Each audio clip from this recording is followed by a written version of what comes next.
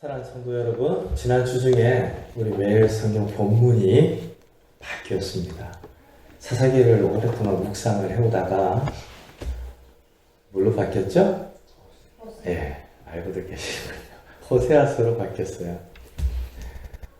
근데 이 호세아서 1장을 읽다가 깜짝 놀랐습니다. 이전에도 그 부분에 대한 묵상들을 이제 하곤 했지만 하나님께서 진짜 이스라엘 백성들을 사랑하십니다. 그리고 오래 기다리십니다. 사랑하는 사람을 오래 기다릴 수 있잖아요. 사랑하지 않으면 그냥 등 돌리면 남이에요. 무관심해지기 쉬워요. 그런데 사랑하니까 오래 생각하고 기다릴 수 있는데요. 이스라엘 백성들을 향한 메시지를, 책망을, 심판을 예고하시면서 호세아 선지자의 자녀들의 이름으로 계속 알리세요. 어떤 면에서는 호세아의 입장에서는 인간적으로 생각하면 곤혹스러운 일이지만 하나님의 선지자로 하여금 하나님의 말씀을 살면서 온 존재로 전하도록 그 자녀들의 이름을 딱 지어주신 건데, 첫 번째 이스르엘이라고 해요. 하나님이 흩어버리신다라는 뜻이거든요. 둘째 딸의 이름은 로루하마라고 그래요. 이 루하마가 어머니의 모태를 의미하는 라함이라는 히브리어에서 왔는데요. 내가 너를 불쌍히 여기지 않겠다라는. 그러니까 이름 하나하나가 우리 자녀들의 이름을 만약 그렇게 짓는다라고 하면 도저히 그렇게 할 수 없을 만큼 심판에 대한 메시지를 담고 있어요. 내가 너를 흩어버릴 거야. 온 지면에 흩어버릴 거야. 얼마나 무서워요. 그리고 내가 너를 불쌍히 여기지 않을 거야. 하나님이 우리를 불쌍히 여기지 않으면 그건 굉장한 심판이에요. 그리고 셋째 아들이 태어났는데 로암미라고 해요. 나는 너의 하나님이 아니고 너도 이제 내 백성이 아니다. 그런데요, 그런 메시지를 이스라엘을 향해서 전달하면서 오랜 시간, 그러니까 성경을 읽으면서 깜짝 놀란 것이 호세아를 딱 읽다 보니까 젖된 후에라고 하는 표현이 있어요. 보통 아이를 낳고 젖된 후에라고 할 때 오늘날은 1년이면 끝이 나지만 그 당시에는 한 3, 4년 걸리는 일이었다고 그래요. 그러니까 분유도 없고 이유식도 없고 그러니까 이제 계속 엄마가 수유를 하는 것이죠.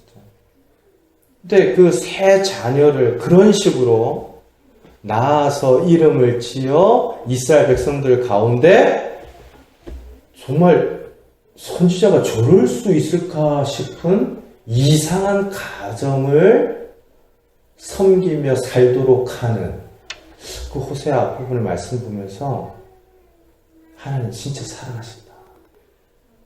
그리고 오래 기다리신다. 근데 사무엘상을 읽으면서도 그렇단 말이에요.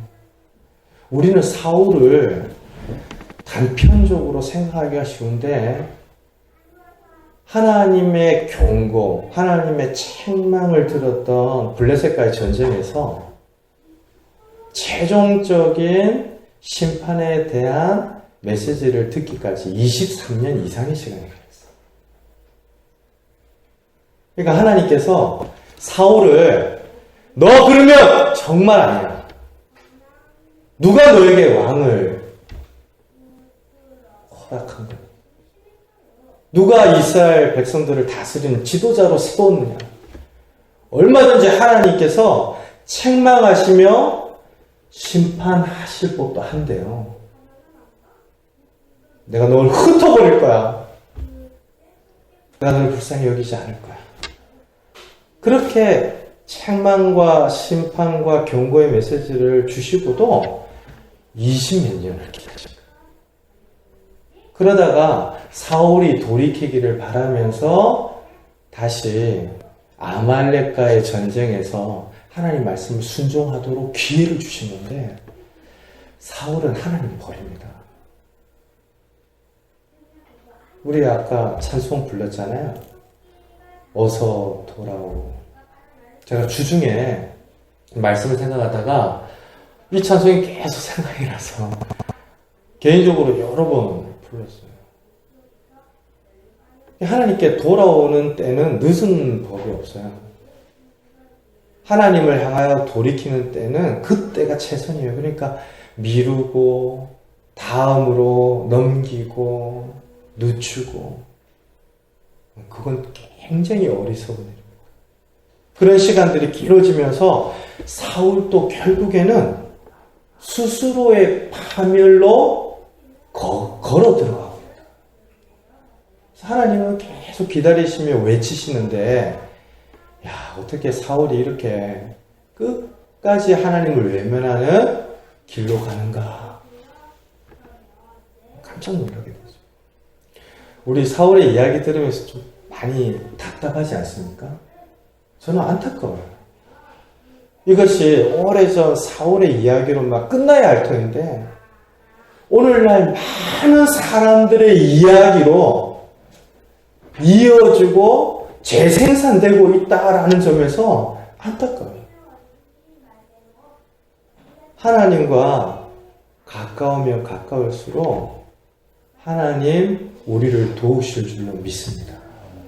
하나님을 구하면 하나님 결코 외면하지 않으세요. 그것이 하나님의 약속이에요. 어떤 방식으로든 우리가 기대하는 방법이 아니라 하나님이 보시기에 최선의 길로 우리들을 인도하시고 이끄십니다. 시편 23편 보면 내가 사망의 음침한 골짜기를 지날지라도 해를 두려워하지 않을 것은 주께서 나를 안위하시리로다. 사망의 골짜기를 지날 때 있어요. 성도들도 고통이 있습니다. 말로 다할 수 없는 죽음 같은 시간들을 지나는 때 있어요. 근데 하나님께서 그 시간 가운데에서조차 안위하시며 하나님의 선한 길로 이끄신다. 이것이 성도의 믿음이에요.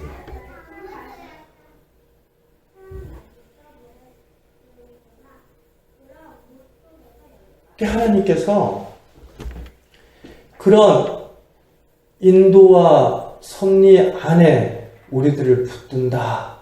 이걸 믿기 때문에 사실은 우리에게 어떤 일들이 있어도 하나님을 의지하여 사는 것이 내가 헤쳐나가며 사는 것보다 지혜롭다는 것을 선언하죠. 그런데 사울은 반대로 가잖아요. 안타깝고 답답하죠. 이런 사울을 보는 우리의 마음도 그 정도인데 사무엘은 어떻겠습니까?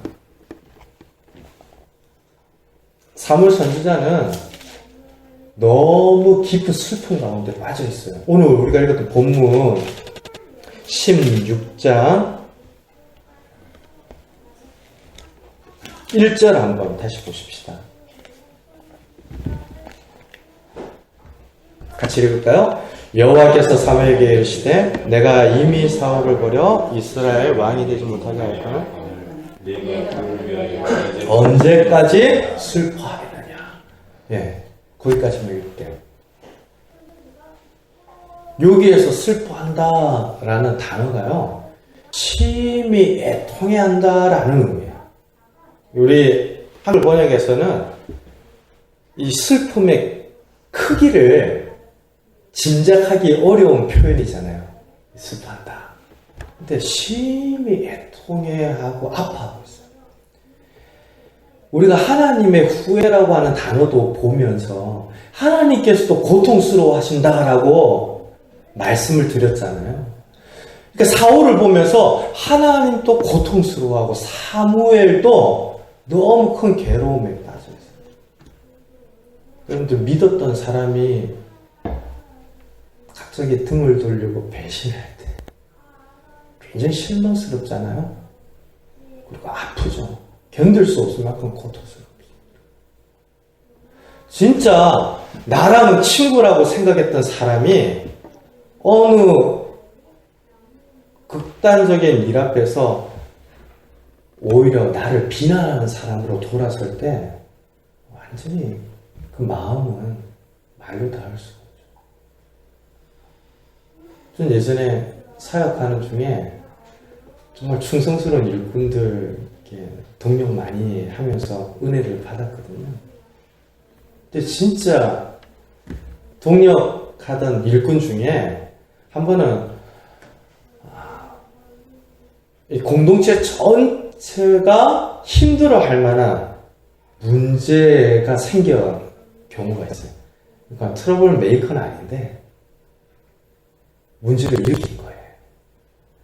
이게 청년들이다 보니까 항상 이 남녀 연애 지사가 공동체를 흔들어요.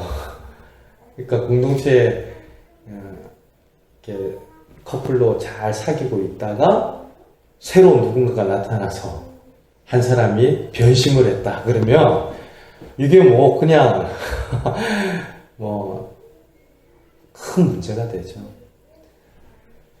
근데 정말 다른 사람 몰라도 너만큼은 그러지 않을 거다라고 제가 믿고 있었던 모양이에요. 근데 그런 동력자가 공동체 전체를 어렵게 만드는 문제를 탁 일으키고 나니까요. 이게 사람이 밉다, 믿지 않다 이런 상황이 아니에요. 그냥 아파요. 그 청년을 생각하고 앞으로 공동체의 일들을 생각하니까 진짜 괴로워서 아파서 하나님께 기도할 수밖에 없었던 경험이 있는데요. 사무엘은 더 했겠다 싶습니다. 오래전에 왕이 되기 이전에 사울을 봤잖아요. 스스로 작은 자라 여기면서 왕이 될 자격이 없다라고 여기면서 하나님 앞에 경미에 있던 사무엘은 봤잖아요. 그런데 이제 사무엘 앞에 있는 사울은 자기 자신의 왕권을 지키기 위해서 하나님조차 망령된 제사로 기만하려고 하고 하나님을 버리는 것을 주저하지 않는 왕이 되어 있단 말이에요. 그 간극이 얼마나 크겠어요. 사람이 변해도 이렇게 변하나 실망하고 분노하고 낙심하고 아파하겠죠. 그리고 지난날 자기가 얼마나 하나님 말씀 전했습니까? 얼마나 붙들면서 하나님의 메시지를 전했어요. 그런데도 사울이 이렇게 변하나 라는 것을 생각하면 자신이 행한 사역에도 깊은 절망감을 느낄 수 있습니다. 여러분들 제가 사역하는 중에 정말 기쁘고 감사한 일은요. 함께 예배하는 공동체 가운데 은혜가 넘치고 또 그 말씀의 열매들이 맺혀질 때 그래서 우리가 함께 하나님을 기뻐하고 말씀을 사랑하는 성도들이 되어갈 때 제일 기쁘겠죠. 그때 말씀 읽으셔야 합니다. 어떻게든 개인적인 시간들을 내어서 하나님 앞에 단독자로 서야 합니다. 그런 말씀을 드리는데도 반응이 없어요. 오랫동안 기다려도 반응이 없어요. 그래서 정말 하나님이 생명의 씨앗을 심어주셨으면 그와 같은 하나님과 가까워지는 일에 변화들이 있을 터인데 라고 기다리는데도 그런 신앙의 정말 변화들이 있지 않아요. 그러면 내가 지금 제대로 사역하고 있는 게 맞나? 낙심이 되겠죠. 즉 사무엘이 사울을 보면서 어떤 절망에 빠졌을지 한번 생각해 보자니까요. 20몇 년을 붙들었잖아요. 20몇 년 동안 사울을 위해서 중보 기도를 했다고. 그러면 하나님 사울을 어떻게 꺾어서라도 하나님이 기뻐하시는 왕으로 바꾸실 수 있지 않으세요? 이런 생각들도 있을 거고요. 네가 진짜 사람이냐? 사람이면 그렇게 하나님 말씀을 좀 알아듣지. 어떻게 그럴 수 있냐? 사람이 아무리 악하다 하지만 어떻게 그렇게 하나님을 버리기까지 하나님과 어긋나냐? 사울에 대한 그 낙심 때문에 깊은 침체에 빠져 있단 말이에요. 그러니까 하나님께서 너 어느 때까지 심히 슬퍼할 거냐? 찾아오셔서 말씀하십니다. 사무엘조차도요, 이런 낙심, 이런 절망에 빠져들 수 있습니다.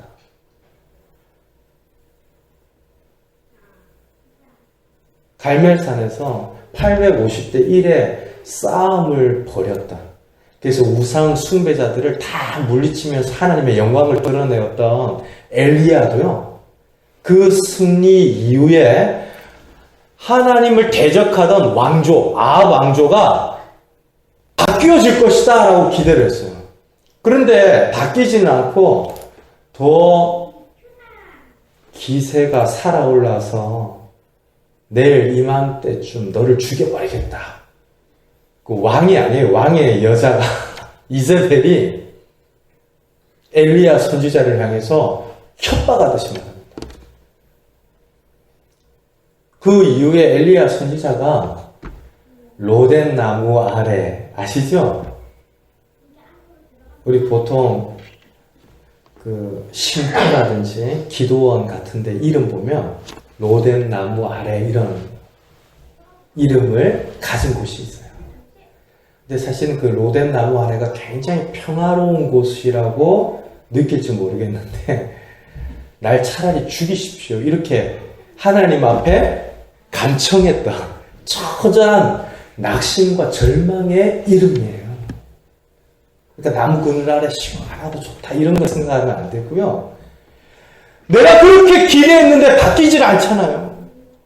내가 갈멜산에서 하나님의 영광을 드러내면서 850대 1의 싸움을 벌였는데 전혀 이 땅은 달라지지 않잖아요. 내가 그렇게 오랫동안 기도했는데 아무런 선한 일도 일어나지 않잖아요. 낙심하면서 절망에 들어갔던 곳이에요.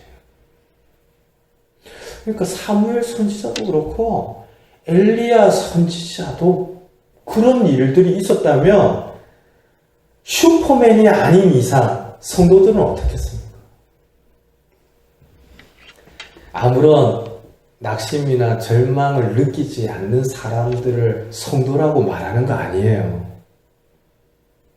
성도에게도 고통이 있고 슬픔이 있고 낙심이 있고 절망이 있습니다.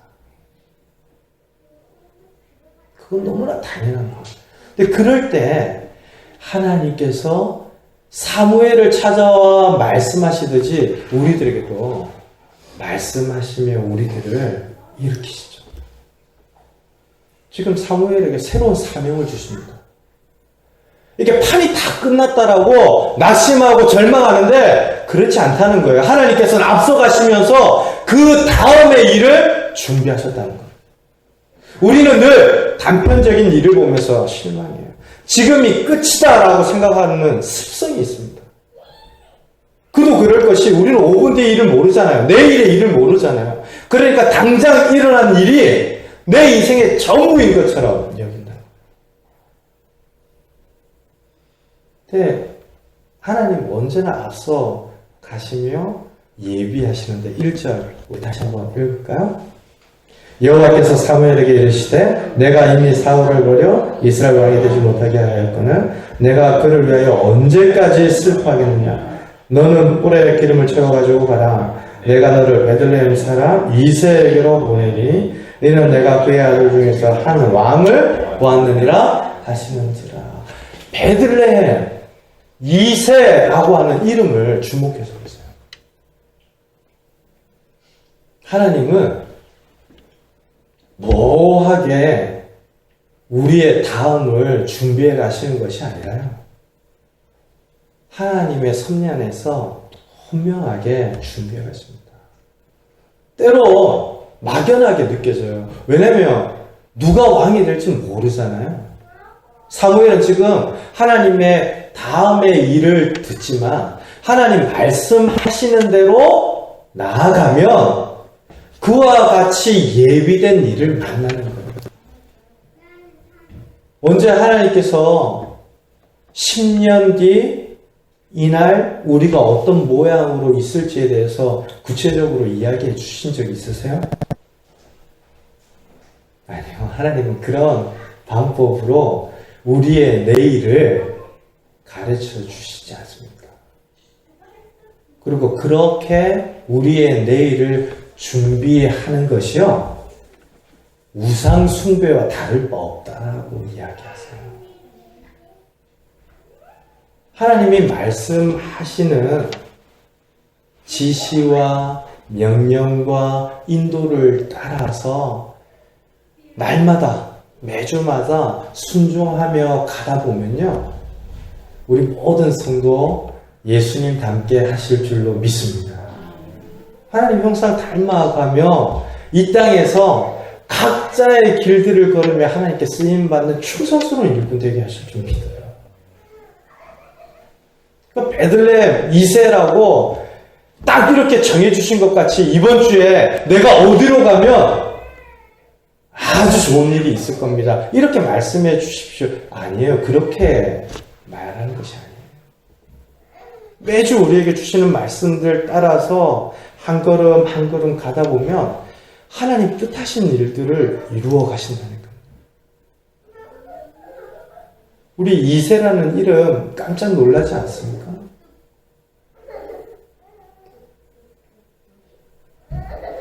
지난주까지 사사기 말씀을 우리가 함께 묵상했는데요. 성경에는 사사 시대가 굉장히 암흑기예요. 영적으로 어둡고 하나님과 멀어진 때이죠. 그런 때에 은혜가 정말 하늘에서부터 쏟아지는 장대비같이 내려붙고 채워지는 은혜의 이야기가 성경에 나타나 있습니다. 짧은 성경이지만 텅 빈 가슴 속에 은혜로 채워지는, 기쁨으로 채워지는 이야기가 있어요. 룻기입니다. 그 룻기는 한 집안이 몰락하는 데에서부터 시작을 하거든요. 몰락해버리니까 아무것도 남지 않은 거죠. 그래서 오랜만에 만나는 사람이 야, 너 다시 봐서 좋다라고 반가워하는데 기뻐하지 마라. 그래요. 내가 온통 괴로운 뿐이다. 오히려 나를 쓴물이라고 불러라. 나를 정말 괴롭다라고 불러라. 그게 나오미의 이야기잖아요. 그 이야기가 사사시대에 일어난 일이거든요. 근데 그 은혜의 마지막에 룻기 4장에 보면 이세라고 하는 이름이 나오고 다윗이라는 이름이 나옵니다. 그러니까 하나님께서는요, 이세라고 하는 인물을 아주 오래전부터 준비하시고 그 이름을 통하여 하나님의 마음에 합한 자인 다윗 왕이 태어나 준비되도록 하시고 새로운 나라를 이루어갈 수 있도록 역사하시죠. 그러니까 우리가 생각하는 것보다 훨씬 크고 넓은 계획을 하나님께서 가지고 계신 줄 믿습니다. 우리 눈엔 잘 안 보여요.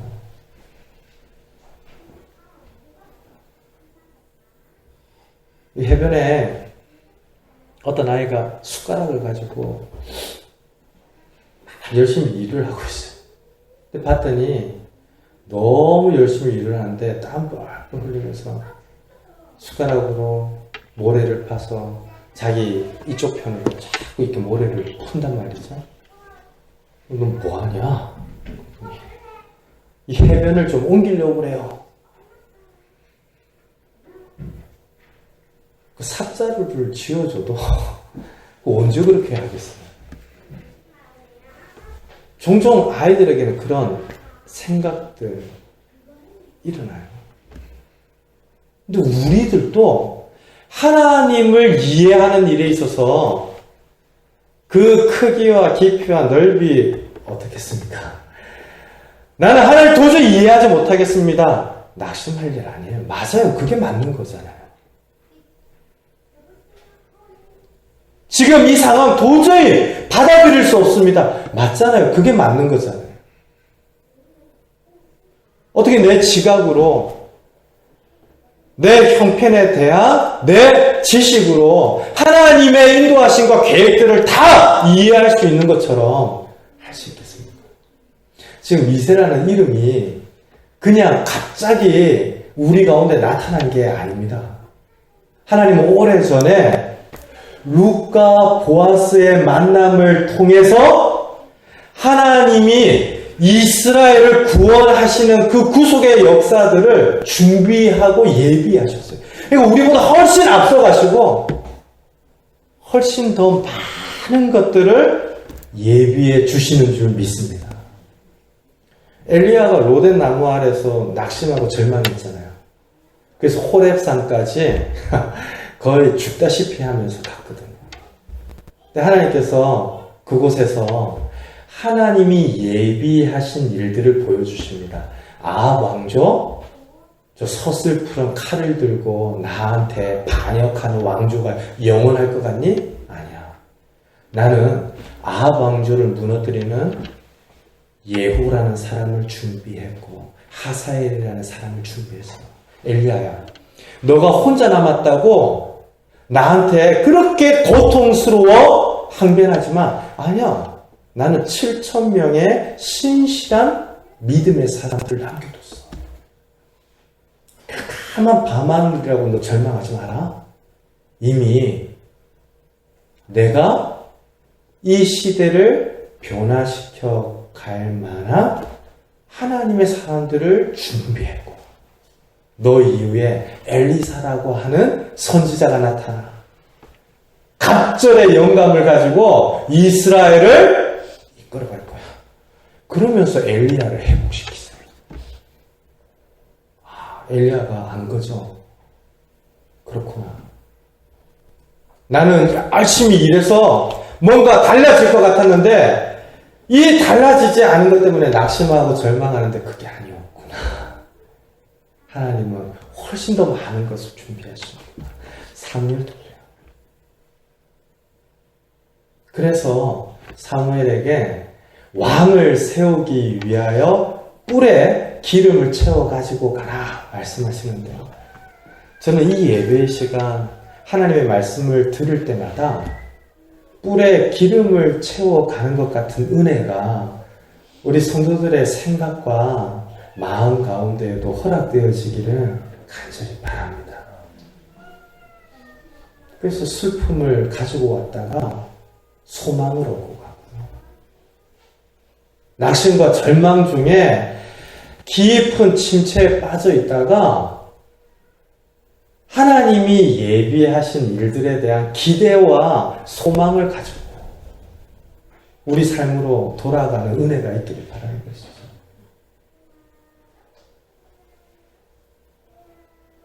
어떤 면에서는 이건 모든 성도에게 주시는 하나님의 선물이잖아요. 너희를 향한 나의 생각을 내가 아나니. 네. 평안이거든요. 하나님 우리를 나쁜 곳으로 데려가시기 위하여 우리를 택하시고 부르신 것이 아니라 사망의 음침한 골짜기를 지나 푸른 초장과 실만한 물가로 인도하시기 위하여 우리를 부르셨어요. 그것을 믿고 내 지금 만나는 일들의 슬픔과 고통을 좀 털어내고 우리 영혼의 뿔에 하나님 주시는 성령의 말씀, 이 예배의 감격, 말씀을 통하여서 다시 한번 깨닫게 돼 하나님에 대한 확신들로 채워서 한 주를 시작하는 은혜들을 우리 성도들이 누린다. 그래서 왕을 일으켜 나라를 새롭게 하시는 하나님의 구원이 사무엘 시대에만 일어나는 것이 아니라 우리의 삶 가운데에서도 일어날 것이다. 이런 소망을 가지고 이번 한 주를 시작할 수 있다면 얼마나 기쁠까.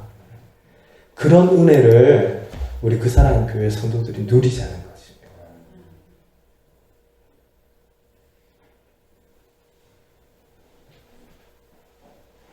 그런데 사무엘 가운데는 아직 두려움이 있어요. 2절 보십시오. 같이 읽을까요? 사무엘이 이르되 내가 어찌 갈 수 있으리까? 사울이 들으며 나를 죽으리다 하니 여호와께서 이르시되 너는 암송아지를 끌고 와서 말하기를 내가 여호와께 제사를 드리노라 하고. 선지자와 같은 하나님의 사람도 낙심하고 절망에 빠질 수 있어요. 또 사무엘과 같은 하나님의 사람도 하나님의 말씀을 듣고도 불안해하고 걱정하는 일들 속에 있을 수 있습니다. 이 정도 되면 사무엘이 네 하고 순종해야만 한다고 생각하는 것은 신앙인 것 같지만 인격적인 형태의 신앙은 아닙니다. 저는 종종 교조화된 신앙, 그래서 어떤 답을 언제나 가지고 있는 것 같은 믿음의 모습이 그렇게 좋아 보이진 않아요. 이 이야기는 우리 목사님은 절대 걱정이나 염려 같은 게 없을 거야. 이런 생각들을 불러일으킨다니까요. 저 집사님은 무조건 하나님의 말씀이라면 100% 순종할 거야. 찔러도 피 한 방울 안 날 것처럼 하나님이라면 예스 할 거야. 그건 사람에게 일어나는 신앙의 모습 아니에요.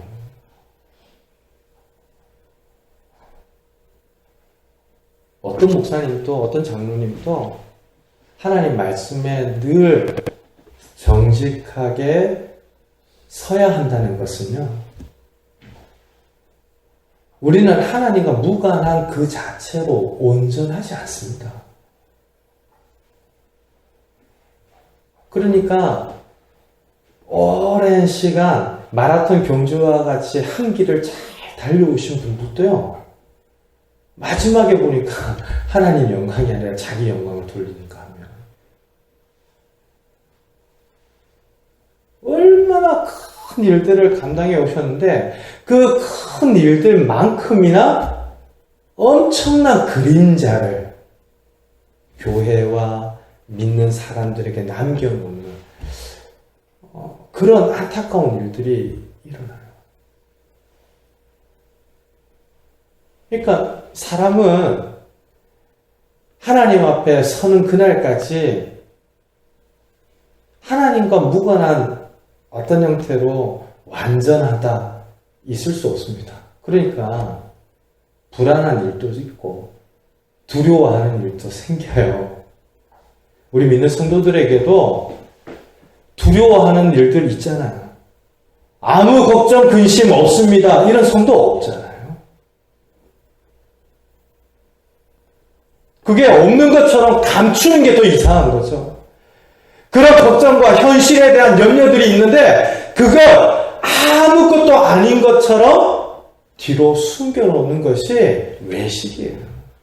사무엘조차도 그런 두려움이 있어요. 어떤 두려움입니까? 사울이 나를 그만두지 않을 것. 지금 사울은 껍데기입니다. 하지만 왕이에요. 그런 상황에서 다른 왕을 세우며 기름을 부었다. 반역으로 간주될 수 있습니다. 그리고 개인적인 죽음이나 추방이나 2세의 이름까지 거론이 되었으니까 하나님이 예비하신 일을 방해하고자 하는 악독한 일이 이스라엘 가운데 나타날 수 있습니다. 그러니까 사무엘이 사울 때문에 깊은 슬픔과 절망 가운데 빠졌던 것도 복합적인데요. 지금 이 두려움도 복합적이에요. 자기 자신을 생각해서 두려워하는 것일 수도 있고 이스라엘 나라 전체를 생각하면서 두려워하는 것일 수도 있습니다. 그런 두려움이 우리에게 있습니다. 나 개인의 앞날을 생각하니까 두렵기도 하고 배우자를 생각하니까 두렵기도 하고 우리 가정의 미래를 생각하니까 두렵기도 하고 우리 자녀 생각하니까 두렵기도 하고 우리 부모님 생각하니까 두렵기도 하는 일들이 있어요. 그리고 요즘 젊은이들이 이 대한민국을, 이 나라를 헬조선이라고 부른다는 그 이야기를 들으면서 씁쓸하지만 얼마나 힘들면 그런 이야기들을 자주 섞인 목소리로 내뱉을까. 또 우리도 장차 이 나라에 닥칠 앞으로의 일들을 두려워할 수 있습니다. 그럴 때 사무엘은 솔직하게 그것을 하나님 앞에 내어놓잖아요. 그래서 어떤 학자가 이와 같은 사무엘의 두려움은 불신앙이 아니다 그랬습니다. 하나님을 믿지 않기 때문에 두려워하는 것이 아니라 하나님을 믿기 때문에 현실 가운데에서 약이 될 수 있는 일들에 대하여서 기도하는 것이다 라고 했어요.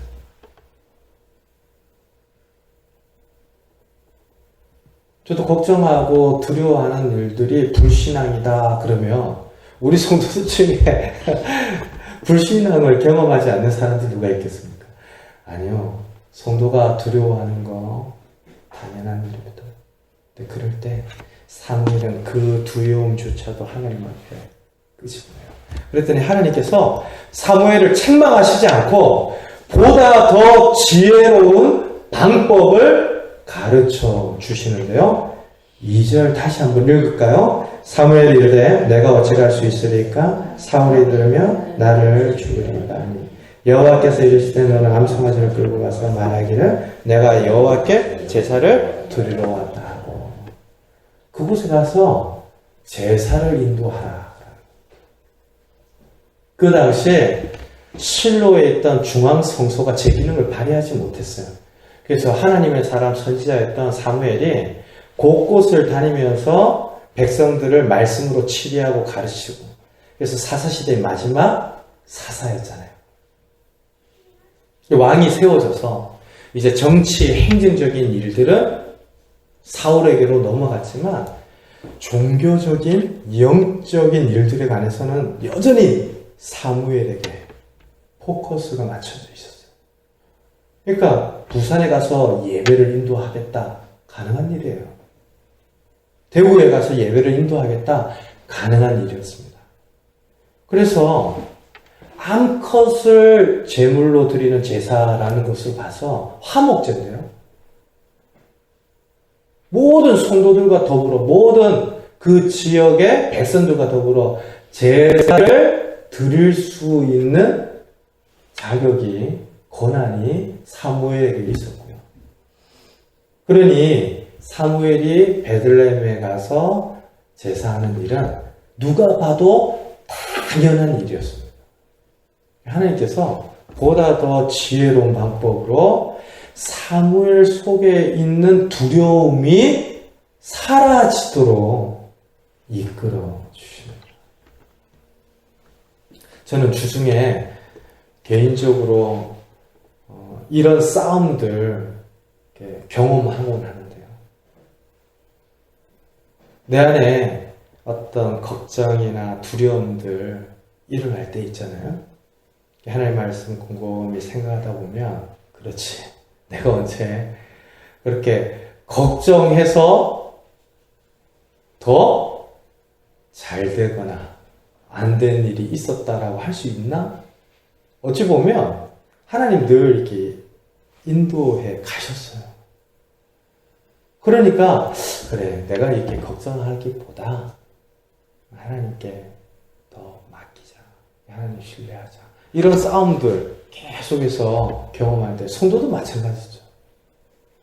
하나님과 무관하게 생각하면 온갖 두려움들, 온갖 슬픔들, 아픔들이 우리를 짓누르지만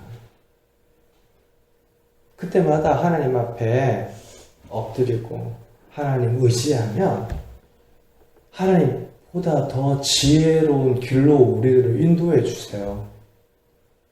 그거 진짜 쓸데없는 거다, 수성아. 그 지나간 일 왜 두고 있냐? 그리고 앞으로의 일들에 대하여서 너가 언제 걱정해서 잘 살았냐? 사무엘을 향하여서 또 보다 더 좋은 길을 내시면서 하나님의 뜻을 이루어가는데요.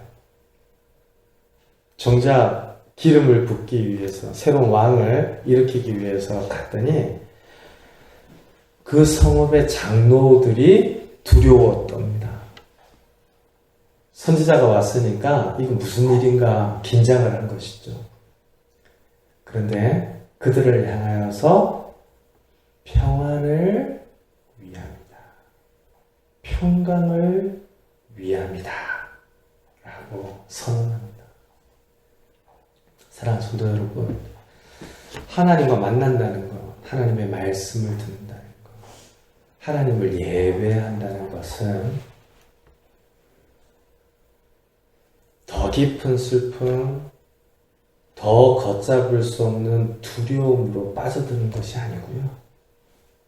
하나님의 평강으로 나아오는 일인 줄 믿습니다. 이를 위해서 우리의 영혼의 말씀을 간구하며 채우기를 힘쓰는 것이고, 지난 한 주 혼자 산 것 같았는데 그렇구나.